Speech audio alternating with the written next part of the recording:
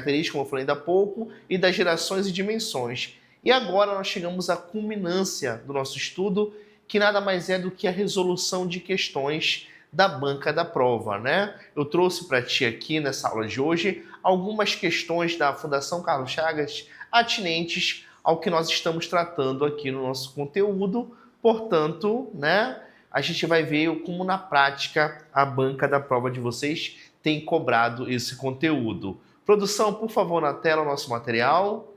Beleza, e agora então nós resolveremos questões da Fundação Carlos Chagas, certo? Iniciando com a primeira questão. A primeira questão, meu querido aluno, minha querida aluna, tem o seguinte comando.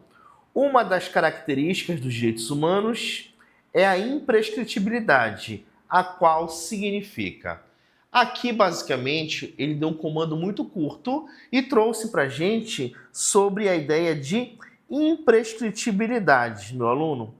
Então, ele quer saber sobre essa característica da imprescritibilidade. Imprescritível é o inverso de prescritível. O que prescreve? A prescrição, a grosso modo, é a perda do direito com o passar do tempo.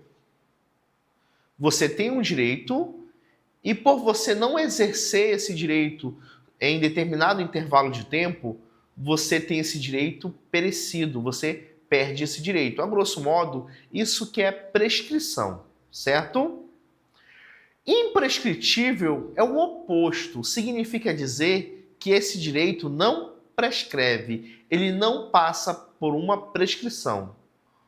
Em outras palavras, os direitos humanos, eles não têm prazo de validade.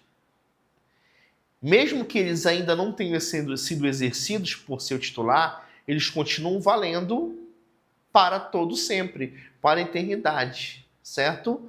Então, a ideia-chave para você lembrar da imprescritibilidade é você lembrar que os direitos humanos não possuem prazo de validade. Então, quando eu trato, meu aluno, de imprescritibilidade, eu estou falando a grosso modo, tá? Só para você memorizar, só para você lembrar que os direitos humanos não possuem prazo de validade. É essa a ideia quando eu falo de imprescritibilidade. Esses direitos humanos não possuem prazo de validade.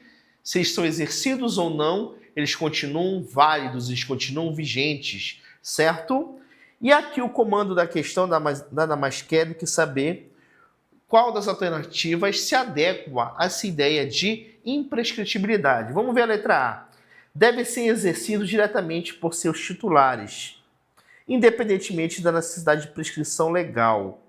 Isso aqui não tem nada a ver com o passar do tempo, com perda do direito no decorrer do tempo, né, meu aluno? Letra B. Devem ser reconhecidos pela lei de cada estado, de modo que, após o reconhecimento, não possam ser mais revogados. Letra C. Não precisam ser escritos, bastando que façam parte do consenso social e cultural para que sejam exigidos. Letra D. Não podem ser proscritos pela lei interna do país, caso já tenham sido reconhecidos em nível internacional. E a letra E. O decorrer do tempo, sem que tenham sido concretizados, não retira do seu titular a possibilidade de exigi-los a qualquer momento.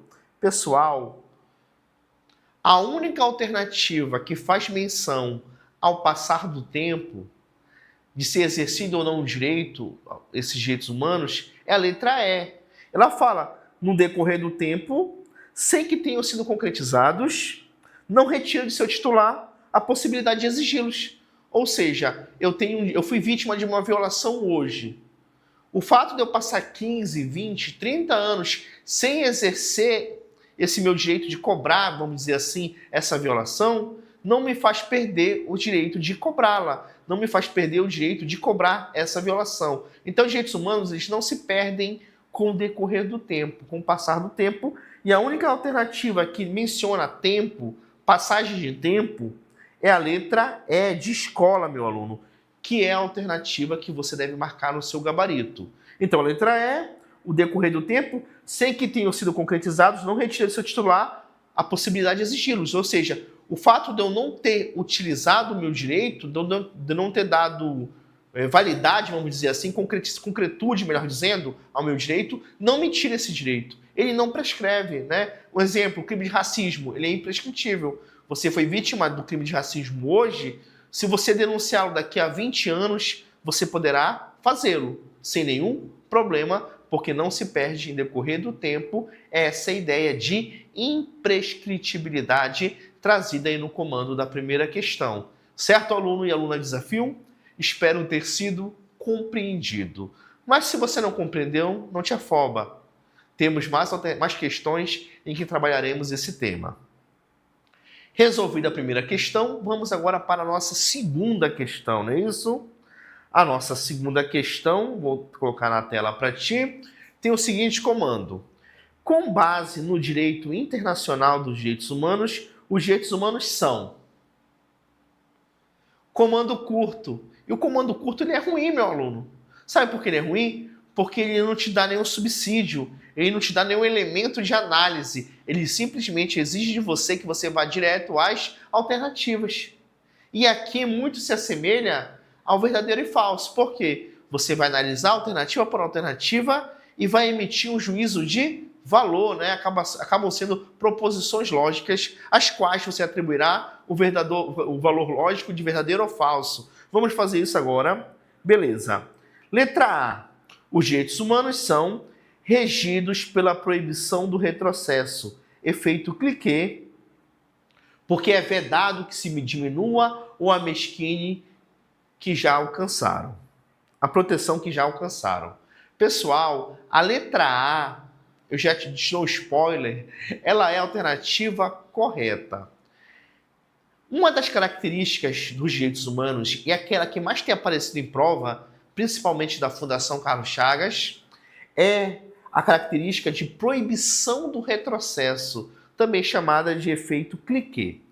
E o que significa basicamente essa proibição de retrocesso? Retroceder é voltar atrás, certo? É o oposto de avançar.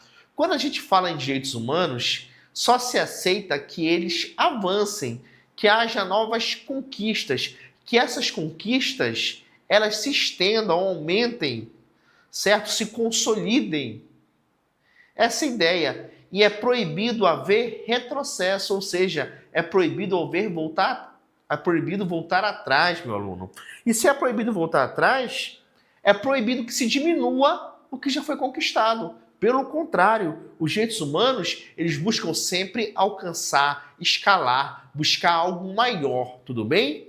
Então essa ideia de que eles podem ser reduzidos, diminuídos, ela é equivocada, justamente por esse princípio, por essa característica da proibição do retrocesso chamado efeito cliquet. De fato, meu aluno, é vedado. Vedado significa proibido, impedido é proibido, portanto, que se diminua ou amesquine o que já se alcançou.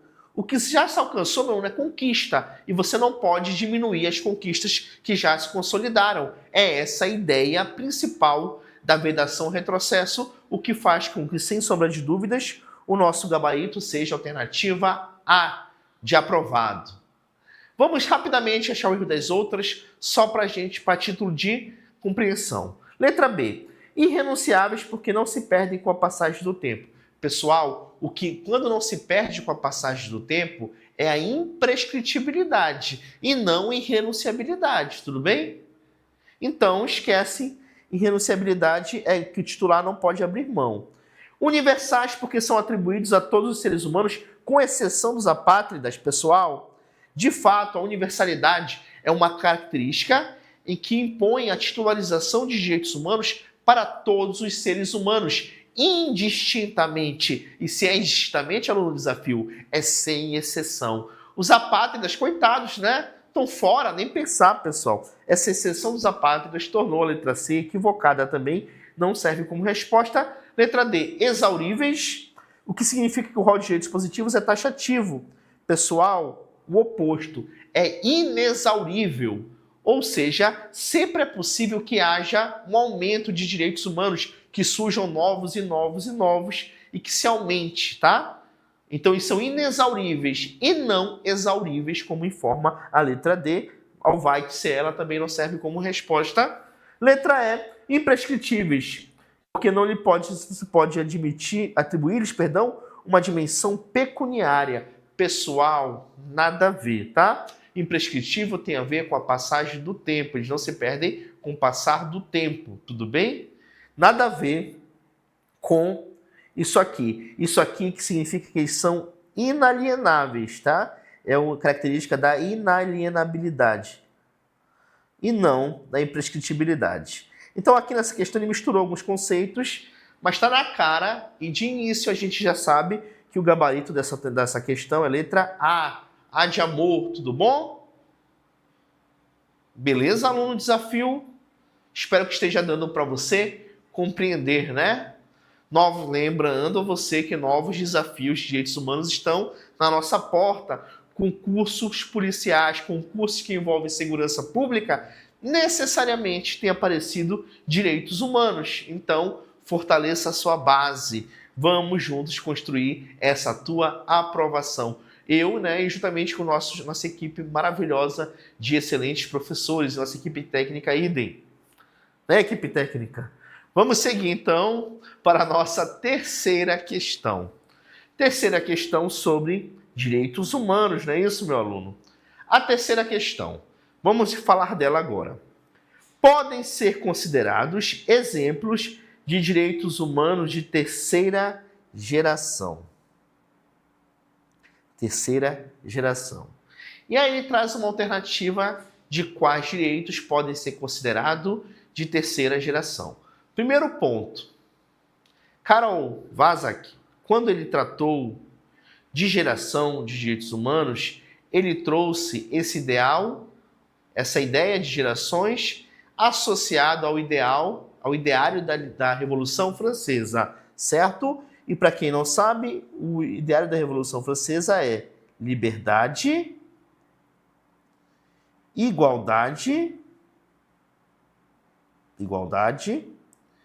e fraternidade.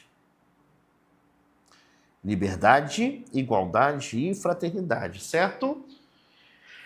Para os direitos de liberdade, ele associou a primeira geração de dimensão, que está envolvida com direitos civis e políticos, tá, meu aluno? Então, direitos de liberdade são direitos civis e direitos políticos. Com a igualdade, ele trouxe a ideia de direitos econômicos, sociais e culturais. São chamados direitos de segunda geração. E professor, e a fraternidade? A fraternidade, eu te disse na aula e volto a te dizer que ela trata, meu querido aluno, quando a gente fala de fraternidade, a gente está falando de direito de terceira geração, ou chamado direito transindividuais. E por que eles são chamados, meu aluno, direitos transindividuais? Porque eles transcendem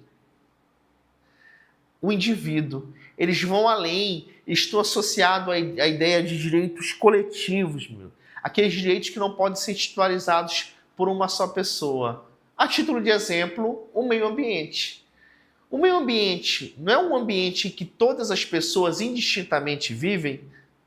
O direito ao meio ambiente equilibrado, ele não pode ser individualizado, ele não pode ser metrificado por pessoa, medido, mensurado por pessoa. Ele é um direito que é de todos, ou seja, ele transcende, ele vai além da individualidade, né? Então, das alternativas apresentadas aí, meu querido aluno, associado a essa ideia de terceira geração ou terceira dimensão, a única que faz sentido é a letra E de escola, né? Que fala direito ao meio ambiente é um direito de terceira geração, direito ao desenvolvimento. Você com desenvolvimento, por exemplo, você consegue mensurar quanto há desenvolvimento para mim, para o professor Wirley, para o Jorge, para o Jorginho, para o Aleph? A gente não consegue metrificar isso. A gente não consegue definir. Desenvolvimento tem uma amplitude coletiva, tem uma amplitude de toda a sociedade. Então ele transcende, ele também é um direito individual. E o outro, também muito citado em diversas obras, em questões da Fundação Carlos Chagas, é a autodeterminação dos povos, né? Que é um tema que está em voga aí nessa discussão de soberania, Brasil e Estados Unidos. Não vou entrar no mérito dessa discussão, mas o que está no centro disso é a autodeterminação. É um povo poder decidir por si, sem interferência de outro, né? Resumidamente. Então, a autodeterminação, desenvolvimento e o direito ao meio ambiente, ou meio ambiente ecologicamente equilibrado, são exemplos clássicos de direito de terceira geração, terceira dimensão, associado à ideia de fraternidade, de transindividualidade, ou seja, ultrapassam, transcendem a figura do indivíduo. Portanto, sem sombra de dúvidas, é a letra E de escolhido a nossa alternativa correta. Escolhido é você nessa noite, nessa tarde, nessa manhã que você está assistindo essa aula, que você com certeza fará parte do rol de aprovados dos próximos concursos públicos, tudo bem? Vamos ser otimistas, né? Vamos levantar a moral. Para falar mal da gente, desacreditar, já tem muita gente. Então os professores do desafio, a coordenação do desafio, e você também tem que acreditar de sobremaneira no seu potencial, na sua força de vontade. Entendida a terceira questão? Espero que sim, né? Espero que esteja sendo satisfatória a nossa explicação. E aí, vindo a terceira, agora a gente vai avançar um pouquinho para resolver mais uma questão de concurso público da Fundação Carlos Chagas. Diz assim a nossa quarta questão. Dentre as gerações de direitos humanos, aquela que consagra a fraternidade na certeza de que existem direitos que transcendem a lógica da proteção individualista e cuja tutela interessa a toda a humanidade. Bem, Karol Vazak trouxe para a gente, comentei na questão anterior, 3 gerações ou dimensões de direito. Primeira, segunda e terceira, não é isso? A primeira, já falei para ti, vou repetir, está associada à liberdade. Direitos civis e políticos, geração absenteísta, não é isso? Que filha do liberalismo econômico, que diz que o Estado deve respeitar a esfera do indivíduo particular, não deve interferir nela. Isso é a primeira geração. Segunda geração busca a igualdade, né? São direitos sociais, econômicos, culturais, em que o Estado, que era absenteísta na primeira, passa a ser um Estado prestacionista, um Estado prestador de serviços públicos, que executa políticas públicas. E agora nós vamos falar do terceiro. E o terceira geração é o que está no comando da questão. Olha comigo. Consagra a ideia de fraternidade. E aqui, meu aluno, minha aluna, não tem segredo. É só você seguir a ordem. Liberdade, primeira. Igualdade, segunda. Fraternidade, terceira. O comando da questão te dá mais uma ideia. Eles transcendem a proteção individualista em que se interessa a tutela a toda a humanidade. Transcendeu, pessoal, individual, é transindividual, não há dúvida nenhuma, pode marcar com plena convicção no seu potencial, que é direito de terceira geração ou terceira dimensão. Então, sem susto, aluno desafio, sem susto, A, B, C, D ou E? A, B, C, D ou E? E aí? Qual é? Aqui, sem sombra de dúvida, né, é a transcrição da terceira geração, o que faz com que o nosso consagrado gabarito seja a letra B de bola. Fácil assim, professor? Questão da FCC. Pode vir fácil na tua prova? Pode. A gente tem que estar preparado para o melhor e para o pior cenário, aluno desafio. Tranquila, quarta questão, então, comentada e resolvida. Vamos avançar, né? Que avançar é preciso. Quinta questão, deixa eu enquadrar direitinho ela aqui. A quinta questão, né? Vamos lá. Falar um pouco da quinta questão. Questão padrão da Fundação Carlos Chagas, que traz para a gente algumas alternativas para nós atribuirmos a esse valor de verdadeiro ou falso, né? Vamos lá, então. E a questão diz assim: a respeito da teoria das gerações ou dimensões de direitos humanos, considerem. Primeira assertiva. A adoção do conceito de gerações de direitos humanos é consensual na doutrina brasileira? Pessoal, eu te disse na nossa aula, na nossa primeira aula, e volto a te dizer. Karl Vasak elaborou 3 gerações, certo? Só que, na doutrina brasileira, há gente que fala em 4ª, 5ª e até 6ª geração. Todavia, não há consenso, né? A depender do autor de direitos humanos que você pega, há uma classificação distinta nessa 4ª, 5ª ou 6ª geração ou dimensão.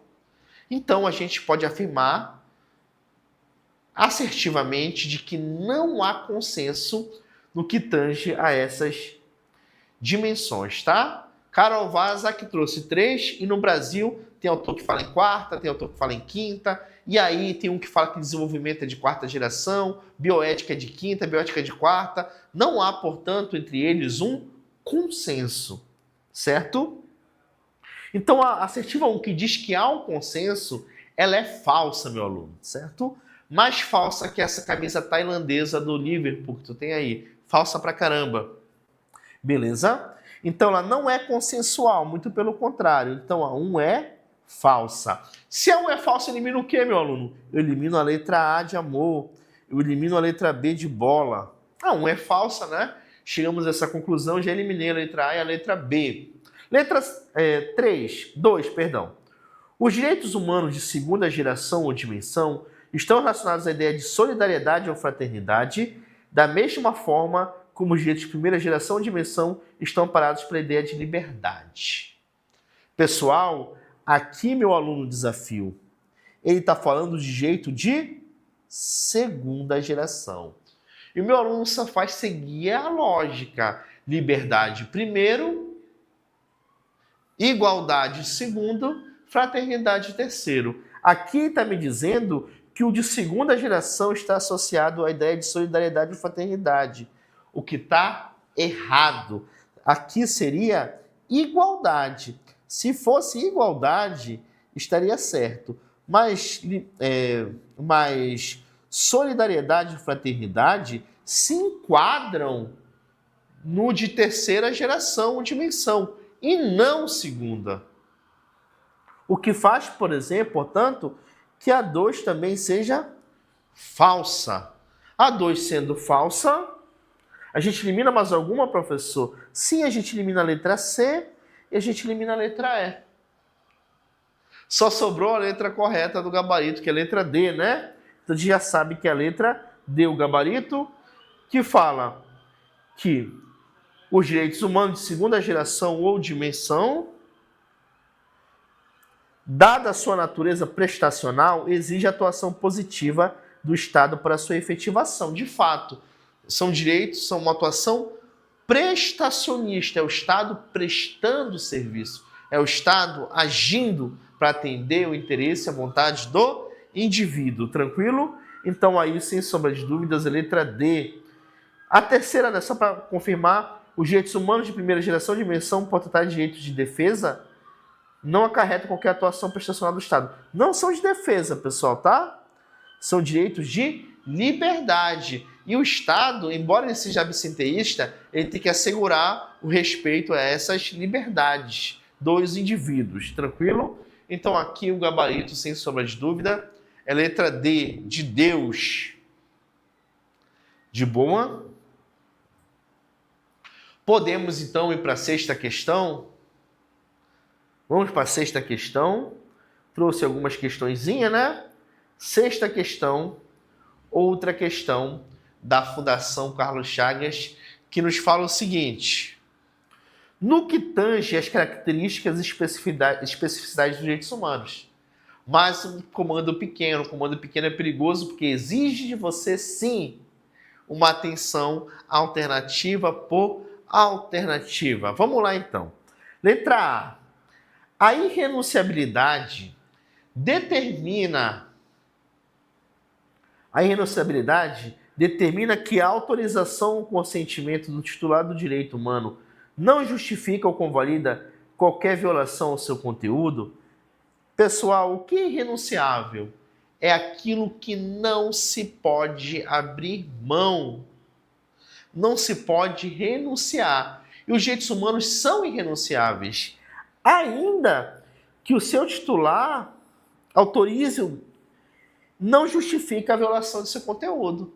Se alguém, por exemplo, chegar contigo e dizer assim: fulano, me tortura, eu cometi um pecado grave, tá aqui a chibata, me dá-lhe 30 chibatadas, eu pulo pena, eu mereço.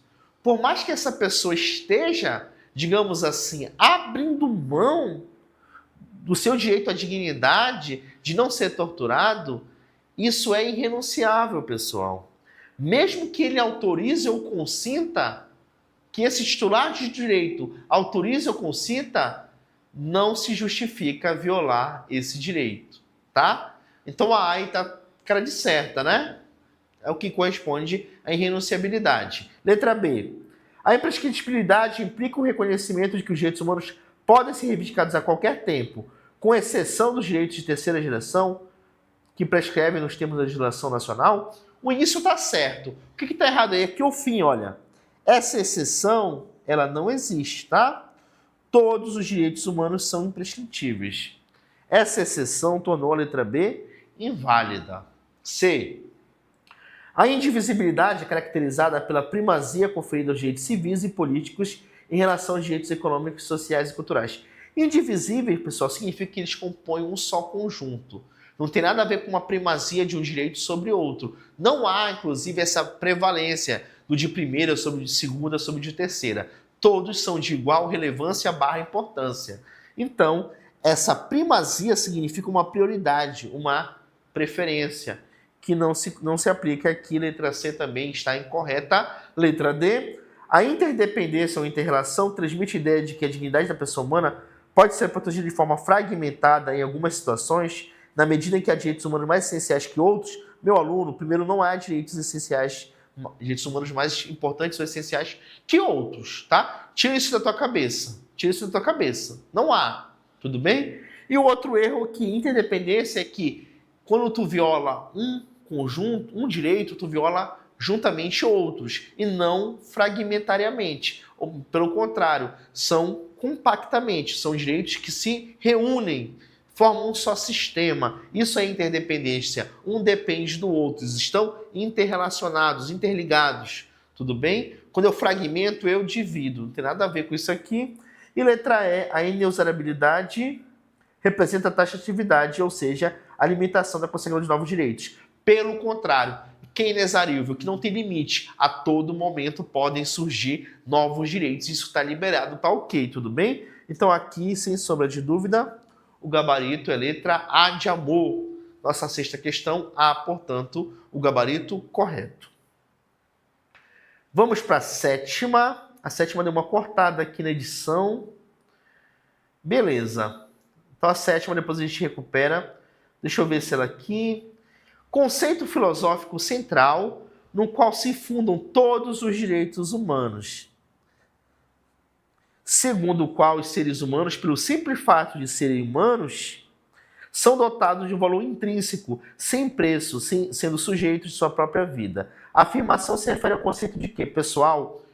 O centro do conceito dos direitos humanos é a dignidade humana, a dignidade da pessoa humana. Os direitos humanos existem para garanti-la. E dignidade humana é aquilo que é intrínseco a todo ser humano, que é natural, que basta você ser humano para você ter um direito a uma existência digna, com o mínimo existencial atendido, certo? Que a tua incolumidade física, psíquica seja respeitada, que você tenha condições de ter uma existência viável, sem maiores perturbações e prejuízos. É basicamente essa ideia, e esse conceito trazido na sétima questão, ele se abarca propriamente no que está na letra C, de dignidade. Tá? Cortou, mas a alternativa correta é a C.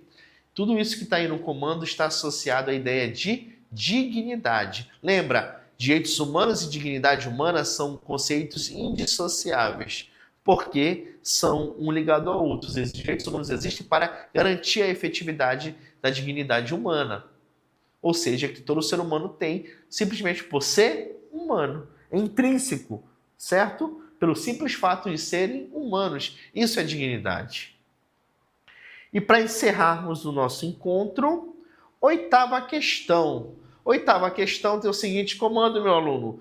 Uma vez estabelecidos, os direitos humanos não podem ser retirados do ordenamento em razão do princípio da...